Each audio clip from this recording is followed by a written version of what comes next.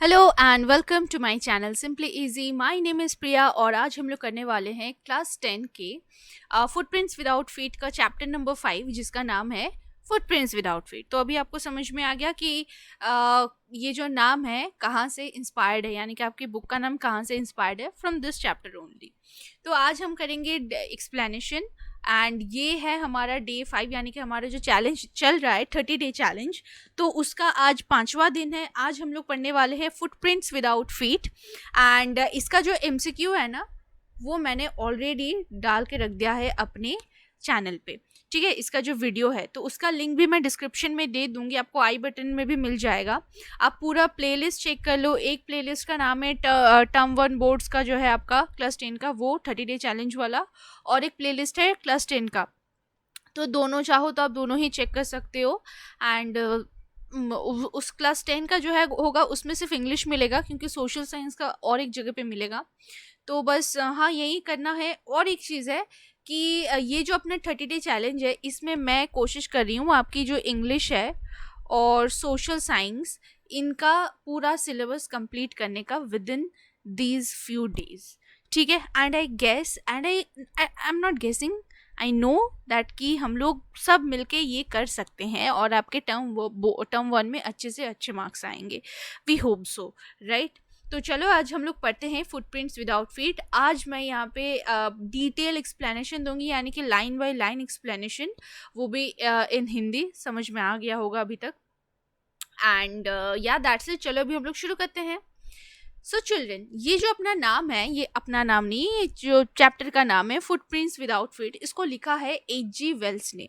ठीक है, सो इस स्टोरी में क्या बताया गया है, देखो नाम से ही पता चल रहा है, टाइटल से पता चल रहा है कि फुटप्रिंट्स है लेकिन फीट नहीं, यानी कि कुछ कोई इनविजिबल है ना। मतलब वो उसके पैर नहीं दिख रहे बट उसके फुटप्रिंट्स दिख रहे हैं, इजंट इट। तो ये जो स्टोरी है हमारी, तो ये एक ऐसे ही इनविजिबल मैन के बारे में। लेकिन उससे पहले ये क्वेश्चन है कि क्या ये कोई भी इंसान इनविजिबल बन सकता है, और अगर बन सकता है तो सोचो कि अगर हम बन जाए, आप बन जाओ, तो कैसा लगेगा। अब मुझे कमेंट में ज़रूर बताना कि अगर आप इनविजिबल बन जाते हो तो आप क्या करोगे, पहली बात है। ठीक है, तो भाई इस स्टोरी में हम लोग क्या देखेंगे कि एक साइंटिस्ट है जिसने अपनी खोज से इगड़म तिगड़म करके उसने खोज निकाला है जिसके मदद से वो खुद को इनविजिबल बना सकता है। तो अब जानना ये है कि डज ही यूज और मिस यूज इज डिस्कवरी। कोई भी इंसान अपना जो भी, मतलब कोई भी साइंटिस्ट बोलो, जो भी बोलो, अगर कुछ खोज निकालता है या कुछ प्रोडक्ट लॉन्च करता है, कुछ भी करता है, उस काम को, मतलब उस चीज़ को सही से इस्तेमाल भी किया जा सकता है और गलत तरीके से भी इस्तेमाल किया जा सकता है। तो ये साइंटिस्ट उसका सही इस्तेमाल करता है या गलत इस्तेमाल करता है, आज हम लोग पढ़ेंगे इस चैप्टर में। चैप्टर बहुत ही मज़ेदार है। तो पहले ये बता दूं कि ये जो चैप्टर है आपका H.G. वेल्स का एक नॉवल है जिसका नाम है द इनविजिबल मैन। इसके ऊपर बहुत सारे ये भी बने, मूवीज़ भी बने हैं। ठीक है, तो वहाँ से ये इनविजिबल मैन एक नॉवल है, वहीं से ये लिया गया है। चलो अभी हम लोग लाइन बाय लाइन पढ़ना शुरू करते हैं। The two boys started in surprise at the fresh, muddy imprints of a pair of bare feet. अच्छा, तो ये मुझे लगता है ये स्टार्टेड नहीं होगा, ये स्टेयर्ड होगा। आपके बुक में हालांकि ये स्टार्टेड लिखा गया है बट आई थिंक स्टेयर्ड होगा। ठीक है, क्योंकि स्टार्टेड इन सरप्राइज मेरे ख्याल से तो कुछ नहीं होने वाला है। तो यहाँ पे बात की जा रही है दो ऐसे बच्चों की। ठीक है, दो ऐसे चुन्नू मुन्नू हैं। तो वो लोग ना हैरानी से देख रहे हैं, किसके तरफ देख रहे हैं, एक कुछ मडी इम्प्रिंट्स है। ठीक है, मडी इम्प्रिंट्स यानी कि ये देखो, मतलब पैर में, मतलब पैरों में अगर कीचड़ लग जाए और उसके बाद अगर आप घर में चलते हो या कहीं पे भी चलते हो तो एक ना वो कीचड़ का निशान हो जाता है ना, मतलब आपके पैरों के निशान हो जाते, वो भी कीचड़ वाले। तो उसी तरीके से उसने वो दोनों बच्चे भी वही देख रहे थे। बियर फिट यानी कि जो खाली पैर, जो नंगे पैर होते हैं वो। और वो बहुत ही बच्चे सरप्राइजिंगली देख रहे थे, क्योंकि ऑब्वियसली अगर आपके सामने ऑल ऑफ अ सडन कोई एक फुटप्रिंट्स आपको दिख जाए, ठीक है, और आपको दिख रहा है कि एक ऐसे फुटप्रिंट्स है, फिर यहाँ पे फुटप्रिंट्स है, फिर यहाँ पे एक और निशान, ऐसे चल रहा है आपके सामने ही, नया नया नया बन रहा है। तो वो पहले से अगर रहता तो हमको डर नहीं लगता, but all of a sudden अगर बनता रहे, कंटिन्यूअसली बनता रहे, तो ऑब्वियसली हम सरप्राइज हो जाएंगे, इजंट इट। तो उनके साथ भी वही हुआ था। What was a barefooted man doing on the steps of a house in the middle of London? अब लंदन के बीचों बीच एक घर है, उस घर के ऐसी सीढ़ी है, ठीक है। तो उन बच्चों को वो सीढ़ी के ऊपर है, मान लो वो दोनों बच्चे ऐसे ऊपर है, तो वो लोग देख रहे हैं कि यहाँ पे एक फुटप्रिंट्स पड़ रहा है, फिर यहाँ पे एक और, फिर यहाँ पे एक और, तो इस तरीके से फुटप्रिंट्स जो है पड़ रहे हैं। तो ये क्वेश्चन ये आता है कि मिडिल ऑफ द लंदन में एक ऐसे घर में एक खाली पैरों वाला इंसान वहाँ पे कर भी क्या रहा है, और and where was the man, और वो इंसान कहाँ है, उसके पैरों के निशान दिख रहे हैं बट इंसान कहाँ है। As they gazed, a remarkable sight met their eyes. A fresh footmark appeared from nowhere. Further footprints followed, one after another, descending the steps and progressing down the street. तो वो बस उसी फुटप्रिंट्स को देख रहे थे कि उन्होंने और एक चीज देखा कि फिर से एक नया फुटप्रिंट्स आया, ठीक है। मतलब एक और, मतलब जो भी ये इंसान था, इनविजिबल मैन जो भी था, उसका दूसरा पैर का निशान पड़ा, फिर तीसरा, फिर ऐसे करते करते वो स्ट्रीट के तरफ जा रहा था, ठीक है, वो जो फुटप्रिंट्स है। The boys followed fascinated until the muddy impressions became fainter and fainter. अब देखो, आपने बचपन में बहुत सारे वाटर कलर्स किए हैं ना, मतलब वो हाथ से देखना, वो फिंगरप्रिंट देके वाटर कलर लगा के, तो क्या होता है कि पहला वाला जो आप इम्प्रिंट देते हो, या देखना वो निशान भी लगाना कहीं पे होता है, तो पहले बार में कलर रहता है तो पूरा क्लियर दिखता है, फिर धीरे धीरे क्या होता है कि वो जो है उसकी जो भी ओपेसिटी बोलो वो कम होती जाती है और वो एकदम फेंट होता जाता है, वो फिर उसके बाद एकदम मिट जाता है वो और दिखाई भी नहीं देता है, राइट। तो उसी तरीके से उसका भी फुटप्रिंट्स जो है और दिखाई नहीं दिया। And what was the reason, क्योंकि वो बहुत देर से वो ऐसे चल रहा था, उसके पैरों के नीचे जो भी कीचड़ लगा हुआ था वो मिट चुका था, वो मतलब खत्म हो चुका था, एंड दैट इज वाई उसके पैरों के और कुछ निशान नहीं थे। The explanation of the mystery was really simple enough. तो ये जो मिस्ट्री है, अब ऑब्वियसली एक मिस्ट्री का अनुभव हो रहा है, तो ये मिस्ट्री का एक्सप्लेनेशन बहुत ही सिंपल है। द बिविल्डर्ड का मतलब क्या है, confused and surprise.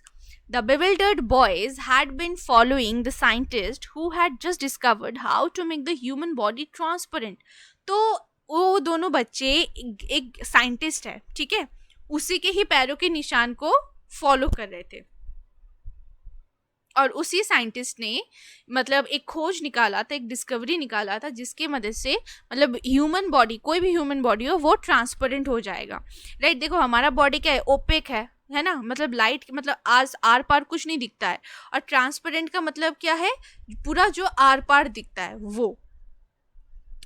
Griffin the scientist had carried out experiment after experiment to prove that the human body could become invisible. तो इस महाशय का नाम क्या है, ग्रिफिन। तो ग्रिफिन ने एक के बाद एक ऐसे बहुत सारे खोज, मतलब वो डिस्कवरी कर रहा था, एंड उसके बाद मतलब एक्सपेरिमेंट कर रहा था, उसके बाद उसने इन्वेंट कर ही लिया आखिरकार एक ऐसी दवाई जिसके मदद से कोई भी ह्यूमन बॉडी जो है वो इनविजिबल हो सकता है। Finally, he swallowed certain rare drugs and his body became as transparent as a sheet of glass.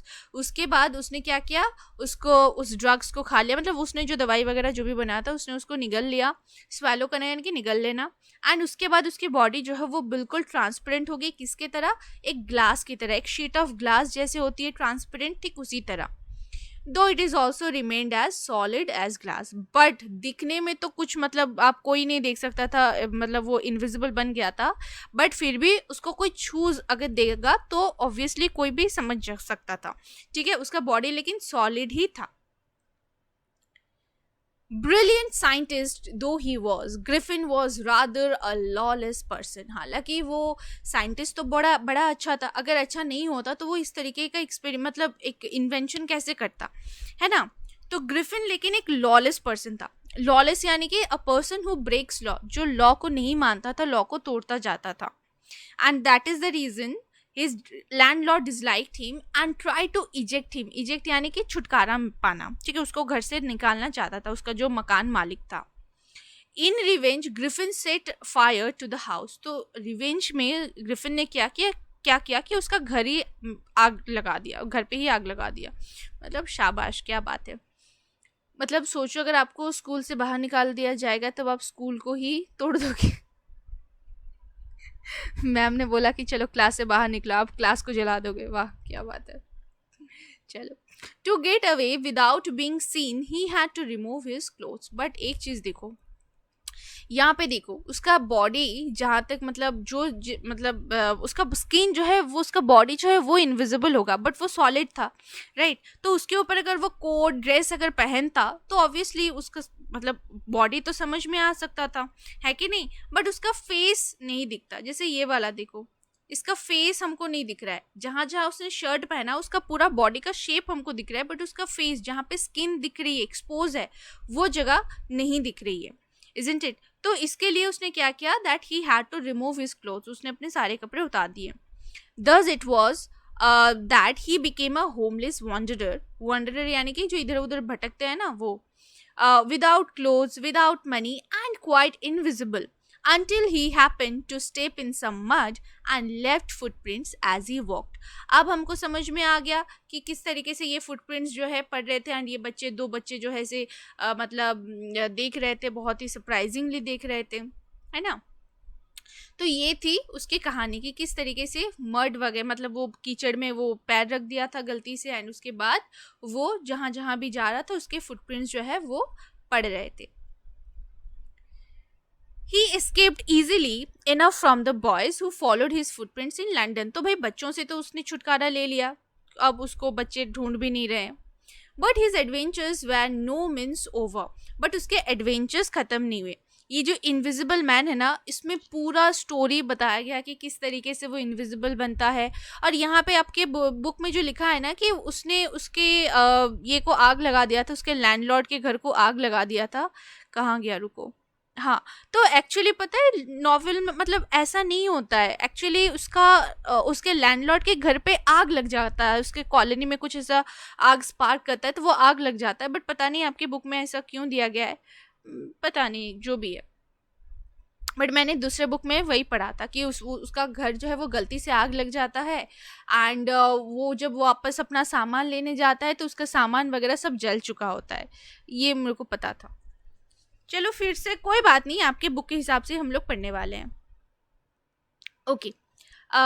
तो उसके एडवेंचर्स जो है वो बिल्कुल ख़त्म नहीं होते, और मतलब एक के बाद ऐसे ही मतलब एडवेंचर्स होते रहते हैं। He had chosen a bad time of the year to wander यानी कि भटकना, हाँ, अबाउट लंडन विदाउट क्लोथ्स। जैसे आपके स्कूल में जब आपकी टीचर नहीं आती है तब आप क्या करते हो, ऐसे भटकते रहते हो ना, कॉरिडोर में मंडराते रहते हो वही है वैंडर, ठीक है। एंड वॉन्डर का मतलब है सोचना, मतलब जो भी है। ओके। तो लेकिन उसने ना मतलब साल का बहुत ही खराब समय उसने चूज किया था, क्योंकि मतलब बिना कपड़ों के वंडर करने में, भटकने में। इसका रीज़न ये था कि वो मिड विंटर था, इट वॉज मिड विंटर, ठीक है। और विंटर में तो भाई पता ही है ठंड होती है, तो बिना मतलब ऐसे ही जो भी कपड़े हम लोग पहनते हैं उसके ऊपर हमको और स्वेटर जैकेट्स वगैरह पहनना पड़ता है। उसने मतलब that time he was completely naked, okay. So ठंड तो लगेगी of course. So the air was bitterly cold, और बिटरली कोल्ड यानी कि बहुत ही ज़्यादा ठंडा था वो air. And he could not do without clothes, और वो मतलब बिना कपड़ों के वो बिल्कुल नहीं रह पा रहा था, उसकी हालत ऐसी हो गई थी। Instead of walking about streets, he decided to slip into big London store for warmth. तो उसने क्या किया कि भाई ऐसे रास्ते पे मंडराने से बेहतर है कि मैं वो जो एक लंदन स्टोर था, एक मॉल टाइप का कुछ था, ठीक है। तो वो सोचा कि इसके अंदर मैं घुस जाऊं, किसी को पता भी नहीं चलेगा, एंड वहाँ पे उसको थोड़ी गर्माहट भी मिलेगी। Closing time arrived. अब भाई वो घुस तो गया था, बट अब क्या हुआ, मॉल एक बंद भी तो होता है ना, जो भी सुपरमार्केट वगैरह जो भी है वो बंद भी होता है। तो क्लोजिंग टाइम आ गया। As soon as the doors were shut, Griffin was able to give himself the pleasure of clothing and feeding himself without regard to expense. यानी कि अब जैसे ही वो दरवाजे बंद हुए, अब ग्रिफिन को पूरा का पूरा मतलब आज़ादी मिल गया कि अब वो खुद को मतलब जो भी कपड़े वगैरह थे, जैसे देखो ऐसे मॉल्स में बहुत कपड़े वगैरह होते हैं, तो उसने कपड़े वगैरह पहने, ठीक है। वहाँ पे जो खाना वगैरह होता है वो सब खाना भी खाया। सोचो आप भी मॉल में कभी चले गए एंड इनविजिबल हो गए रात को, सोचो खाना ही खाना मिलेगा कितना, है ना। कितने सारे मतलब खाने के आइटम्स होते हैं, और मतलब सोचने की ज़रूरत भी नहीं पड़ेगी कि आपको पैसे देने होंगे, है ना। तो उसको भी वही था, उसको अब पैसे देने की कोई टेंशन भी नहीं थी। He broke open some boxes and wrappers and fitted himself out with warm clothes. तो ऐसे ही उसने कुछ बॉक्सेस, कुछ रैपर्स वगैरह उसने खोले एंड उसमें से कुछ कपड़े निकाले एंड उसने पहन लिया वो कपड़ा.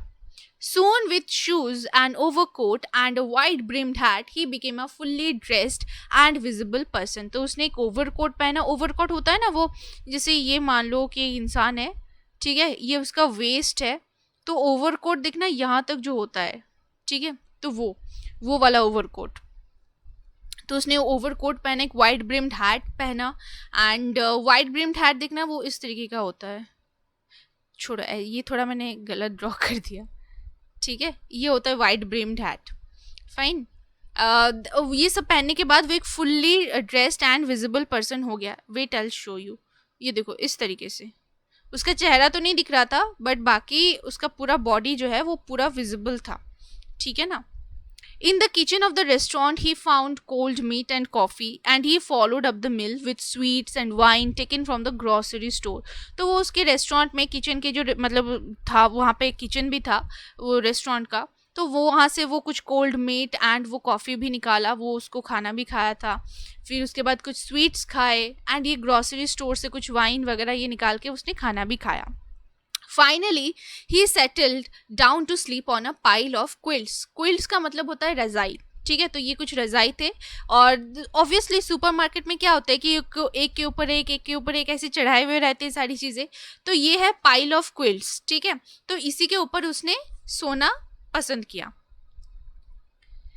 If only Griffin had managed to wake me in good time, all might have been well. अगर सिर्फ और सिर्फ अगर ग्रिफिन ठीक टाइम पे अगर उठ जाता तो तब सब कुछ सही रहता, कोई दिक्कत नहीं होता. As it was, he did not wake up until the assistants were already arriving next morning. But वो सोता रहा सोता. Obviously फ्री का खाना, फ्री के कपड़े, फिर आराम से रज़ाई पे मतलब सोना, तो कौन कैसे उठेगा, नींद कैसे खुलेगा, isn't it? तो वो सोता रहा जब तक कि ना वहाँ के स्टोर के असिस्टेंट्स आते हैं. When he saw a couple of them approaching, he panicked यानी कि डर जाना, ठीक है, एक्साइट हो जाना कि अब क्या करना है, and began to run. अब जब उसने देखा कि ऐसे दो लोग आ रहे हैं, ठीक है, तो वो डर गया एंड वो दौड़ना शुरू कर दिया. देखो इस तरीके से. They naturally gave a chase. अब उन्होंने भी भाई भागो भागो चोर को पकड़ो, मतलब भागो भागो नहीं भागो क्यों बोलेंगे कि पकड़ो पकड़ो चोर को पकड़ो, ठीक है. तो उन्होंने भी उसको पकड़ने की कोशिश की, ठीक है, चेस किया उसको, उसके पीछे पीछे वो लोग भी भागे.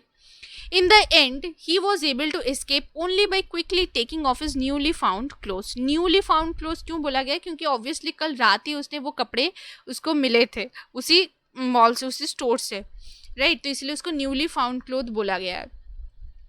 तो अब बोला जा रहा है कि अब लास्ट में उसको क्या करना पड़ा, यही देखो, यही सारे कपड़े वपड़े उसको निकाल के, ये देखो दिस इज ओवरकोट, हाँ, और ये वाइट ब्रिम्ड हैट उसको निकाल के फिर से वो उसको भागना पड़ा.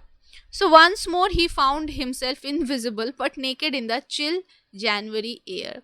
जनवरी का महीना सोच रहे हो, हमारे यहाँ पे कितनी ठंड पड़ती है, वो तो लंदन की बात है, सोचो. फिर से वो इनविजिबल बन गया. This time he decided to try the stock of theatrical company in the hope of finding not only clothes but also something that would hide his empty space above his shoulder. अब above his shoulder यानी कि कंधे के ऊपर में क्या, उसका मुंह. अब हम लोग कपड़े शरीर में पहनते हैं, मुंह के लिए कुछ नहीं पहनते हैं. तो उसने वो डिसाइड किया कि कुछ मैं खरीदूंगा, मतलब कुछ, मतलब एक थिएट्रिकल कंपनी में जाऊंगा. थिएट्रिकल कंपनी का मतलब क्या, देखना वो थिएटर्स वगैरह जो लोग करते हैं वहाँ पे वो बहुत सारे तरह के कपड़े वगैरह, कॉस्ट्यूम्स वगैरह रहते हैं, देखना मस्टैश रहता है, फिर वो बहुत बहुत कुछ रहता है, राइट. तो वो सब कुछ मिलता है वहाँ से. तो उसने सोचा कि मैं वहीं पे जाता हूँ, वहीं से मैं कुछ कपड़े वगैरह कुछ ले आऊँगा और अपना जो मतलब शोल्डर के ऊपर जो स्पेस यानी कि चेहरा, उसके लिए भी कुछ बंदोबस्त करना पड़ेगा. Shivering with cold, he hurried to Drury Lane. यानी कि फिर से एक गली था, जैसे देखना हर जगह पे कुछ गली वगैरह होता है ना, फिर यहाँ पे कुछ मिलता है, वहाँ पे कुछ मिलता है, तो उसी तरीके से उस गली का नाम था Drury lane, the centre of the theatre world. तो पूरा जो थिएटर वर्ल्ड है, मतलब जैसे बोलते हैं ना कि यहाँ पे खाना बहुत अच्छा मिलता है, यहाँ पे ये सारी शॉपिंग, जैसे सरोजनी में शॉपिंग, तो उसी तरीके से वो ड्रूरी लेन में ना थिएटिकल जो चीज़ें होती है वो वहाँ पे बहुत ज़्यादा मिलती है, यानी कि वहाँ पे थिएटिकल मतलब जो भी शॉप्स हैं वहाँ पे ज़्यादा थी. ही सून फाउंड अ सूटेबल शॉप, तो उसको एक सूटेबल अच्छा खासा एक शॉप भी मिल गया. ही मेड हिज वे, वो अंदर गया, invisible, upstairs, and came out a little later wearing bandages round his forehead, dark glasses, false nose, big bushy side whiskers, and a large hat. तो वो ऊपर गया ऐसे चढ़ के, इनविजिबल गया, बट आया लेकिन फुल्ली विजिबल वे में. ठीक है, अब उसने देखो क्या क्या पहना था. उसने कुछ कपड़े ऑब्वियसली पहने थे और अपने पूरे चेहरे पे ऐसे बैंडेजेस जो है वो लपेट लिया था उसने. ठीक है, डार्क ग्लासेस पहने थे, ऐसे देखो डार्क ग्लासेस, एक फॉल्स नोज आपको दिख रहा है ये भी पहन लिया था. ठीक है, एंड एक जो बिग बुशी साइड विस्कर्स दिख रहा है, ये these are known as whiskers. ठीक है, तो ये उसने ऐसे पहन लिया था, यहाँ पे भी लगा लिया था. बट ये लगा के फ़ायदा क्या होगा, मेरे को वही समझ में नहीं आया कि ऊपर तो बैंडेज ही लगाना है. चलो कोई नहीं, मेरा क्या है. और एक लार्ज हैट भी उसने पहन लिया था. तब क्या था कि वो पूरा विजिबल था. तो एस्केप विदाउट बीइंग सीन, तो मतलब बिना मतलब खुद को एक्सपोज किए अगर वो उसको निकलना था तो उसने क्या किया. He callously attacked the shopkeeper from behind, after which he robbed him of all the money he could find. तो उसने कैलसली का मतलब है इनसेंसिटिव, मतलब केयरलेस तरीके से उसने उसको अटैक किया, पीछे से वार किया.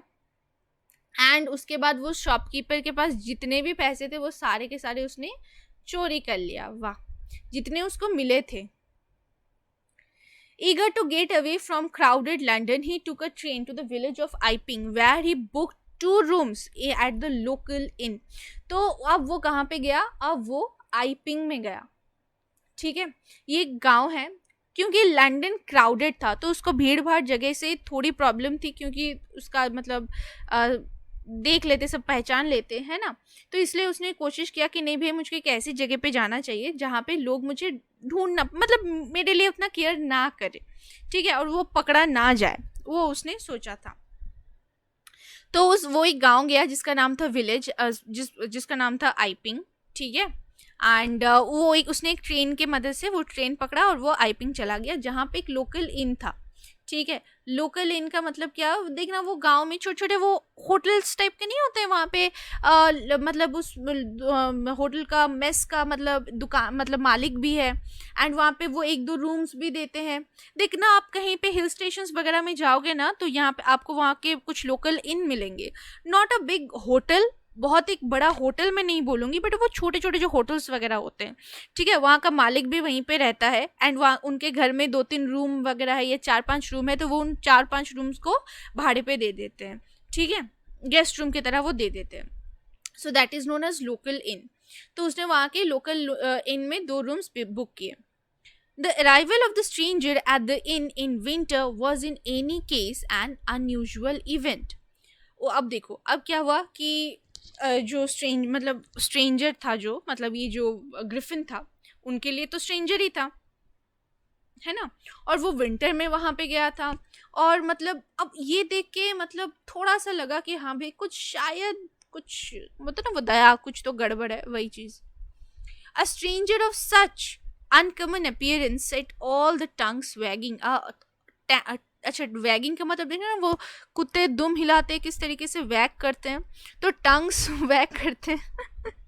टंग्स वैग करने का मतलब होता है आई एम जस्ट इमेजिनिंग कि बहुत सारे दोस्त आसपास खड़े हैं और उनकी सारी की सारी जीभ हिल रही है.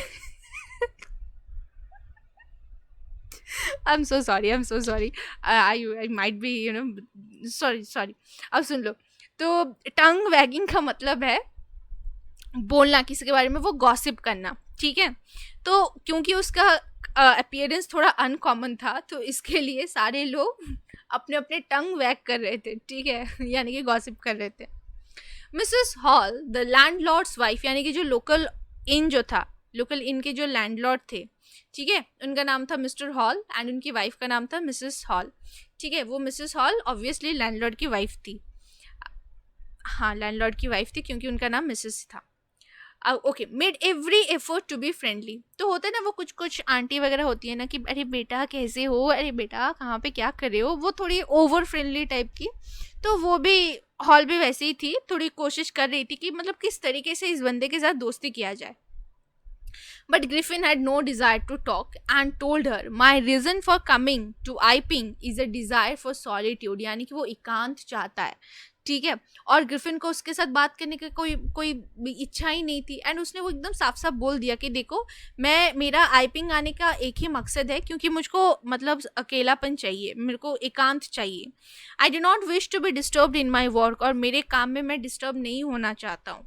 बिसाइड्स, इसके अलावा मेरा एक एक्सीडेंट हुआ था, an accident has affected my face. एक एक्सीडेंट हुआ था तो उसकी वजह से मेरा फेस बुरी तरीके से एकदम बिगड़ गया था, और उसकी वजह से मुझे ये बैंडेजेस वगैरह लगाने पड़ते हैं। Satisfied that her guest was an eccentric scientist and in view of the fees that he had paid her in advance, Mrs. Hall was prepared to excuse his strange habits and irritable temper.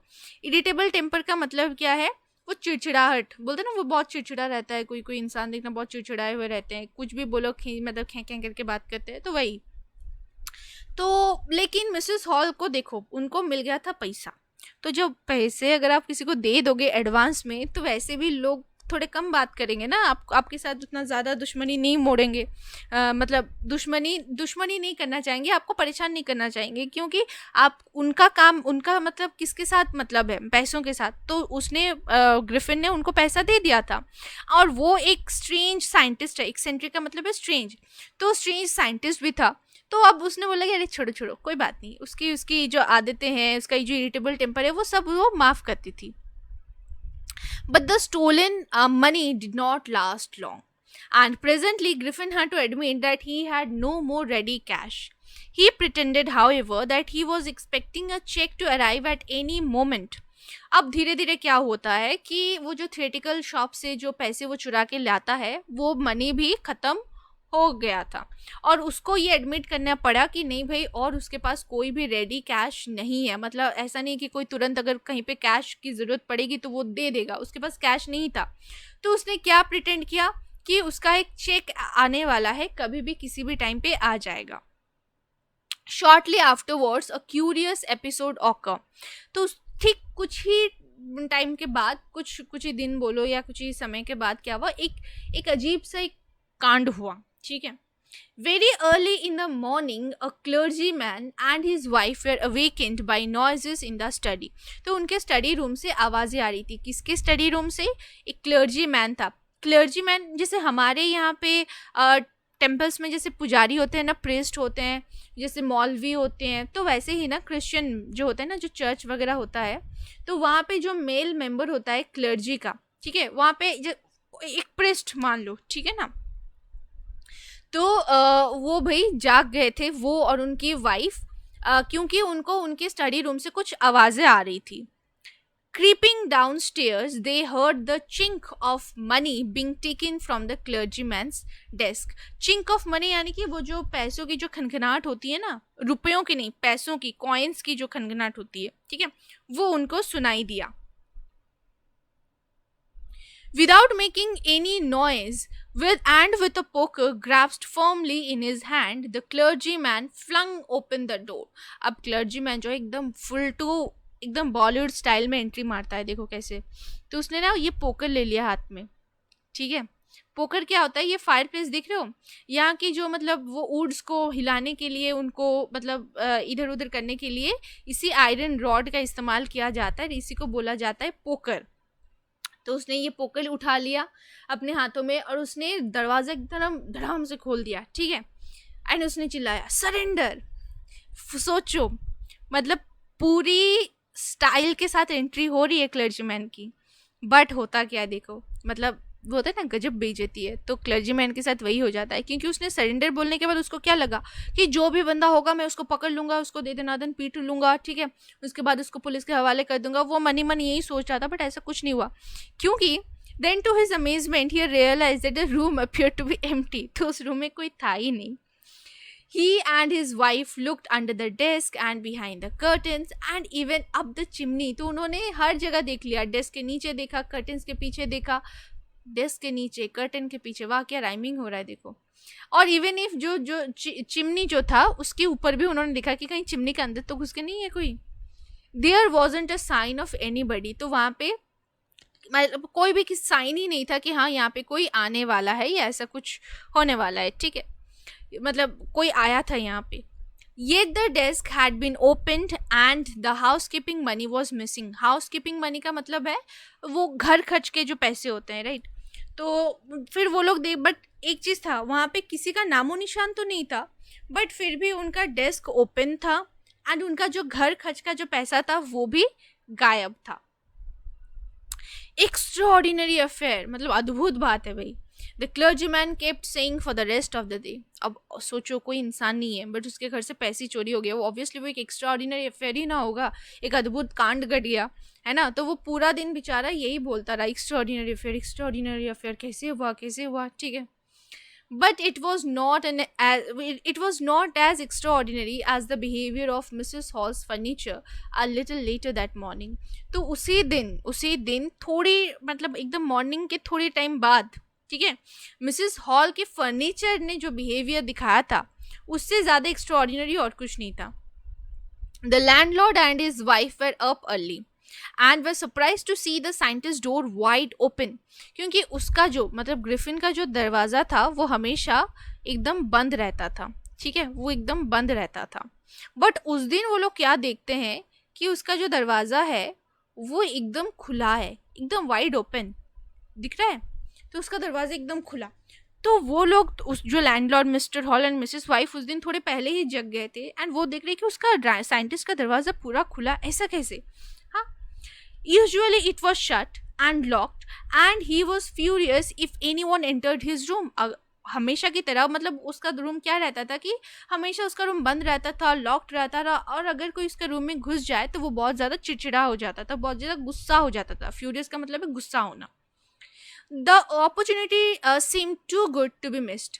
और देखो वो होता है ना, कुछ जासूस करते हैं कुछ लोग, देखना, अरे ऐसे बहुत सारे मकान मालिक होते हैं, मतलब जब उनका मतलब जो भी किराए में रहते हैं ना, जब वो लोग कहीं बाहर जाते हैं तो चुपके से उनके पास एक और की भी रहता है कभी कभार, या मतलब मानो बिना लॉक करके गए तो वो अंदर जाते हैं, देखते हैं कि घर ठीक ठाक है कि नहीं, कहीं पे वो कुछ नेल्स वगैरह कुछ दिए लगाया है कि नहीं, तो सब कुछ देखते हैं पता है। अच्छा चलो, तो अब उसकी Mrs hall and mister hall को भी लगा कि अरे नहीं, ये अपॉर्चुनिटी तो बड़ा अच्छा है, अभी हम लोग उसके रूम में जाएंगे और थोड़े इन्वेस्टिगेट भी कर सकते हैं। They peeped round the door, saw nobody and decided to investigate. Peeped round यानी कि झांक के देखना, ठीक है, कि दिखा कि हाँ भाई कोई नहीं है, चलो अब चलते हैं इन्वेस्टिगेट करने। पूरी सीआईडी की टीम बन गए थे ये दोनों। The bedclothes were cold, showing that the scientist must have been up for some time. And stranger still, the clothes and the bandages that he always wore were lying about the room. तो अब वो लोग देख रहे हैं कि वो जो बेड क्लोथ है ना, जो बेडशीट था वो एकदम ठंडा था। अब इंसान अगर पूरी रात बेड पे सोएगा तो उसका बेडशीट क्या होगा, थोड़ा गर्म रहेगा ना, because we are warm blooded animals, तो गर्म रहेगा। बट वो पूरा ठंडा था, जिसका मतलब क्या था कि साइंटिस्ट ज़रूर मतलब बहुत टाइम पहले वो उठ गया था, कहीं पे वो है। और इससे ज़्यादा स्ट्रेंज क्या है पता है, उसका जो क्लोथ था, बैंडेज था, जो भी वो पूरा दिन जो पहन के रहता था, वो सब कुछ उसके घर के नीचे फ्लोर पे पड़े हुए थे, चारों तरफ बिखरे हुए। All of a sudden Mrs Hall heard a sniff close to her ear. मान लो ये मिसेस स्नीफ है, ठीक है, तो ये इन्वेस्टिगेट करिए, बड़ी खुश है। ठीक इसके पास ये कान है उसके, अरे चलो बाल भी बना देते हैं। अच्छा, तो ठीक उसके कान के पास उसको ना ऐसे कोई ब्रीद कर रहा है, ठीक है, उसकी ब्रीद की मतलब उसको थोड़ा फील हो रहा है कि अरे कोई यहाँ पे ऐसे सूंघ रहा है, मतलब कुछ नहीं, उसके कान को कोई नहीं सूंघ रहा था, कोई ब्रीदिंग करने का जो एक आवाज़ आता है, राइट, उसको वो सुनाई दिया उसके कान के पास। A moment later the hat on the bedpost leaped up and dashed itself into her face. bedpost क्या होता है, ये बेड है मान लो, पुराने ज़माने में ऐसे बेड पोस्ट मतलब रहते थे बेड पे, ठीक है। ये मस्क्यूटो नेट वगैरह लगाया जाता था ये। तो ये जो होता था ना, ये था बेड पोस्ट। ये बेड है, यहाँ पे पिलो वगैरह रहता है, और ये है बेड पोस्ट, ठीक है। तो यहाँ पे वो जो हैट है, मान लो ये हैट यहाँ पे था, एंड ये ग्रिफिन का ही काम था। ग्रिफिन ने उस हैट को उठाया और फटाक से, मतलब ये जो उसके लैंडलॉर्ड है मिसेस हॉल, उसके मुंह पे दे मारा। बट उसको क्या लग रहा था कि ये अपने आप उठा और उसके मुंह पे एकदम डायरेक्टली अटैक किया, but it was not like that, ये ग्रिफिन कर रहा था।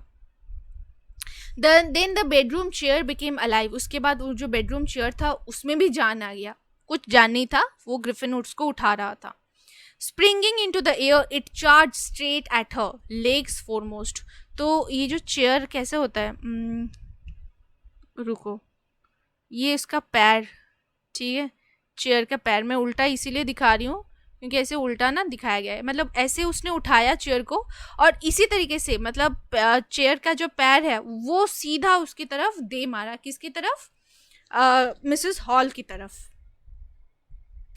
मतलब जोर से उसको नहीं किया, मतलब ऐसे करके वो पुश करते करते उसको क्या किया, बाहर निकाल दिया। देखो, as she and her husband turned away in terror, the extraordinary chair pushed them both out of the room। मतलब ऐसे ही चेयर करते करते उसको उन दोनों को बाहर निकाल दिया।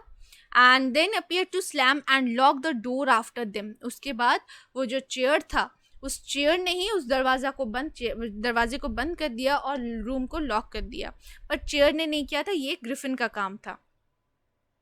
Mrs Hall almost fell down the stairs in hysterics. Hysterics का मतलब है, मतलब बहुत ज़्यादा एक्साइटमेंट अगर हो जाता है ना, मतलब डर जाना या बहुत ज़्यादा गुस्सा हो जाना, एक अलग ही एक्साइटमेंट होती है, ठीक है। तो वही वो उनकी हालत हो गई थी, तो वो बहुत ज़्यादा डर गई थी, एंड उसके मारे वो कंट्रोल, अपने ऊपर जो कंट्रोल होता है वो कंट्रोल उन्होंने खो दिया था, एंड ऑलमोस्ट वो गिरने वाली थी स्टेयर्स से।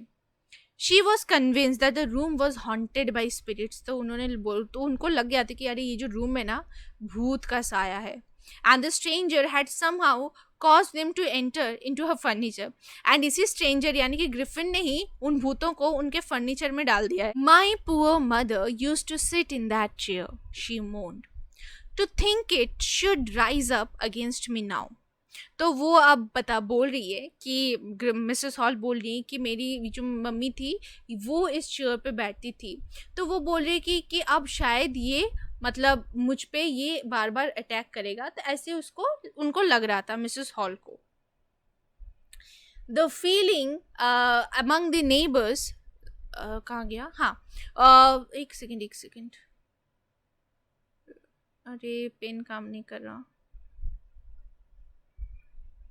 ब्लू नहीं चाहिए, रेड चाहिए, येलो ही ले लेते। हाँ, अब देखो, the feeling among the neighbors that was that the trouble was caused by witchcraft। यानी कि कोई जादू टोना किसी ने किया है, उनको ये neighbors को ऐसा ही लग रहा था। But the witchcraft or not, when the news of burglary at the clergyman's home became known, the strange scientist was strongly suspected of having a hand in it। Suspicion grew even stronger when he suddenly produced some ready cash, though he had admitted not long before that he had no money। अब देखो witchcraft है या नहीं है, but लोगों को शक तो होने लगा जब क्लर्जीमैन के घर में जो चोरी हुई थी, बर्गलरी जो हुई थी, वो सुनने के बाद उनको भाई हाँ समझ में तो मतलब वो लोग ग्रिफिन को सस्पेक्ट करे कि यार हो ना हो इसी का ही कुछ हाथ होगा उसमें। बट जब ग्रिफिन ने मतलब लैंडलॉर्ड को, मतलब मिस्टर एंड मिसेस हॉल को जब रेडी कैश उसने दे दिया, तब उनका सस्पेशन जो है वो और ज़्यादा बढ़ गया, उनका शक जो है और ज़्यादा बढ़ गया, क्योंकि वो थोड़ी देर पहले ही वो बोल रहा था कि नहीं मेरे पास तो पैसे नहीं है, मेरा एक चेक आने वाला है। तो उसको कब चेक मिला, कब उसने चेक को भाई बैंक में लिया, मतलब वो लेके गया, फिर वहाँ से उसने कैश किया, वो कब किया ऐसे, है ना। तो उनको लगा कि हाँ भाई इसी का ही काम है ये। The village constable was secretly sent for. तो उन लोगों ने क्या किया कि जो विलेज कंस्टेबल है उसको चुपचाप उन्होंने बुलावा भेजा। Instead of waiting for the constable, Mrs. Hall went to the scientist, who had somehow mysteriously appeared from his empty bedroom। अब मिसेस हॉल ने मतलब वो कंस्टेबल जब आएगा तब देखा जाएगा, बट मिसेस हॉल तो बड़ी मतलब बहादुर थी, है ना, तो वो एकदम साइंटिस्ट के पास गई, ठीक है, और उन्होंने देखा कि वो मतलब अचानक से वो बंद रूम के अंदर, वो एम्प्टी रूम जो था उसके अंदर से वो अपीयर हो चुका है. I want to know what you have been doing to my chair upstairs. तो वो बोल रही है कि भाई मैं जानना चाहती हूँ कि तुमने मेरे चेयर्स के साथ क्या किया है, ऊपर जो मेरा चेयर है वहाँ पे तुमने क्या किया है. And I want to know how it is you came out of an empty room and how you entered a locked room. और मैं ये भी जानना चाहती हूँ कि तुम एक एम्प्टी रूम से कैसे आ रहे हो और तुम एक लॉक्ड रूम के अंदर घुसे कैसे, ये मेरे को बताओ. The scientist was always quick tempered, यानी कि वो शॉर्ट टेम्पर जो होता है ना, जल्दी जल्दी गुस्सा हो जाते हैं, तो वो शॉर्ट टेम्पर्ड था. नाउ ही बिकेम फ्यूरियस, अब वो बड़े गुस्से में था. यू डोंट अंडरस्टैंड हु और what I am, he shouted. Very well, I will show you. तो अब वो चिल्ला के बोला है कि तुमको पता नहीं है कि मैं कौन हूँ, ठीक है, और क्या हूँ. रुको बताता हूँ तुमको. नहीं बताता हूँ, नहीं दिखाता हूँ तुमको. Suddenly he through of his bandage. यही उसका पुराना वही नाटक, कुछ भी हो, किसी को भी डराना हो, कहीं पे भी जाना हो, बस वही काम करता रहता था. मैं तो बोर हो गई सच में, उसका ये नाटक से सच में बोर हो गई. कुछ भी हो बस just become naked, that's it. So he threw off his bandages, whiskers, spectacles, and even nose. It took him only a minute to do this. The horrified people in the bar found themselves staring at a headless man. तो वो लोग सब बार में थे, यानी कि वो जो इन था, लोकल इन था. ग्रिफिन नीचे आया था, नीचे उतरा था. तो उस समय वहाँ पे जो बार था वहाँ पे भी कुछ लोग बैठे हुए थे. तो उस समय उसने यही कांड कर दिया सबके सामने. तो सारे जो लोग थे, जस्ट इमेजिन अगर उस समय उसका जो ड्रग है उसने वो काम करना बंद कर दिया होता तो क्या होता. सब उसको पकड़ के कूट देते वहीं पे. अब देखो तो जितने भी लोग उस बार में थे वो सब लोगों ने मतलब अजीब, वो दे ऑल वेर स्टार्टल्ड, ठीक है. सारे लोग एकदम सरप्राइज्ड हो गए थे. भाई वो लोग देख रहे कि एक हेडलेस मैन है, मतलब उसके पास कपड़े थे बट उसका जो बैंडेज और जो विस्कर था वो सब चला गया था, यानी कि वो हेडलेस था. Not completely naked but he was headless. Mr. Jeffers, the constable, now arrived and was quite surprised to find that he had to arrest a man without a head. अब कंस्टेबल आ गया जिसका नाम था Jeffers. तो Jeffers को भाई वो बहुत ज़्यादा सरप्राइज हो गया था क्योंकि अब उसको एक इंसान को पकड़ना है जिसकी सर ही नहीं है. But Jeffers was not easily prevented from doing his duty. If a magistrate's warrant ordered a person's arrest, then that person had to be arrested with or without his head. अगर magistrate ने order दिया है, warrant दिया है कि तुमको एक इंसान को पकड़ना पड़ेगा, तो उसका चाहे सर हो या ना हो, उसको पकड़ना पड़ेगा ही पड़ेगा. एंड वो जेफर्स करता था. There followed a remarkable scene as the policeman tried to get hold. ये देख रहे हो, देखो, hold of a man who was becoming more and more invisible as he threw off one garment another. अब वो धीरे धीरे क्या था कि वो हेडलेस बना था, अब वो धीरे धीरे अपने सारे कपड़े उतार रहा था, ठीक है. तो वो धीरे धीरे और ज़्यादा इनविजिबल बन रहा था. Finally a shirt flew into the air and the constable found himself struggling with someone he could not see at all. अब उसके बाद लास्ट में उसने एक शर्ट जो पहना था उसने उस शर्ट को भी निकाल दिया. एंड आफ्टर दैट वो कांस्टेबल भी उसको मतलब नहीं ढूंढ पा रहा था कि भाई मैं पकड़ूं तो पकड़ूं किसको, बिकॉज मैं तो देख ही नहीं पा रहा था. Some people try to help him, कुछ लोगों ने उसकी मदद करने की कोशिश की. But found themselves hit by blows that seem to come from nowhere. तो वो लोग भी जो कोशिश कर रहे थे उसको हेल्प करने की, जेफर्स को हेल्प करने की, बट उनको क्या मिल रहा था, मुक्के पे मुक्का मिल रहा था. Okay, they were hit by blows, और वो कहाँ से आ रहा था ये भी किसी को पता नहीं था. In the end, Jeffers was knocked unconscious as he made a last attempt to hold on the unseen scientist. तो जेफर्स ने जब लास्ट कोशिश किया बट वो पकड़ नहीं पाया तो वो बेचारा बेहोश हो गया. There were nervous, excited cries of hold him. उसके बाद चारों तरफ वही आवाज़ें आ रही थी कि पकड़ो उसको, पकड़ो. But this was easier said then done. But पकड़ो बोलना तो आसान है बट पकड़ेगा कौन, क्योंकि कोई देख ही नहीं पाता था. शायद सारे लोग यहाँ पे उसको ढूंढ रहे हैं और ये बंदा यहाँ पे चुपचाप खड़ा तमाशा देख रहा है, ये भी हो सकता था. बट कोई उसको पकड़ ही नहीं पा रहा था क्योंकि कोई देख ही नहीं पा रहा था. Isn't it? Griffin had shaken himself free and no one knew where to lay hands on him. अब ग्रिफिन पूरा इनविजिबल बन गया था, उसने खुद को आज़ाद कर लिया था एंड किसी को भी नहीं पता था कि वो लोग कहाँ पे हाथ रखे, मतलब कहाँ उसको पकड़े, कैसे उसको पकड़े. तो इस तरीके से ग्रिफिन आज़ाद हो गया। यही था हमारा स्टोरी। हमने देखा कि किस तरीके से एक साइंटिस्ट जो कि खुद को इनविजिबल बना देता है एंड इसके मदद से किस तरीके से वो अपने ड्रग का मिसयूज़ करता है, बहुत ही मिसयूज़ करता है। क्योंकि पहली बात है, उसने एक तो वो जो उसका घर जलाया था, आपके बुक के हिसाब से उसका घर जलाया था, लैंडलॉर्ड का घर जलाया था, ठीक है। उसके बाद वो जो थियोरेटिकल जो शॉप था, वहाँ पे उस दुकानदार को भी उसने मारा था एंड उसको लूट लिया था। किस तरीके से लंदन स्टोर में घुस के बिना पैसों से उसने खाना भी खाया था। किस तरीके से क्लर्जी मैन के घर में भी चोरी किया। फिर किस तरीके से उसने मिसेस हॉल को भी, I think this is Mr and wait wait I show you, I think this is Mr Hall and this is Mrs Hall, ठीक है। तो जो भी है, इनको भी बड़ा परेशान किया एंड यही सारे कांडा में किए थे उसने। तो yes, that is it. So I hope you all enjoy today's session. और इस चैप्टर के बाद ये एक्सप्लेनेशन जैसे ही ख़त्म होता है, जो एमसीक्यूज मैंने करवाया है ना आपको, इसका वीडियो भी मैं लिंक में दे दूँगी, डिस्क्रिप्शन में दे दूँगी, ठीक है। मतलब वो लिंक मैं डिस्क्रिप्शन में दे दूँगी एमसीक्यूज़ का। 60 एमसीक्यूज़ हैं आई गेस, तो वो सारे एमसीक्यूज़ आप जल्दी से कर लेना एंड ताकि ये चैप्टर जो अपना कंप्लीट हो जाएगा, एकदम फुल कॉन्फिडेंस आ जाएगा इस चैप्टर में। और या that is it. But yes, अगर वीडियो अच्छा लगे तो लाइक करना, अपने दोस्तों के साथ शेयर करो एंड जितना हो सके उतना ज़्यादा शेयर करो एंड सब्सक्राइब भी करो इस चैनल को। So bye bye everyone, take care all of you and I hope हमारा डे 5 भी सक्सेसफुली कंप्लीट हो गया। चलो मिलते हैं कल एक नए वीडियो के साथ।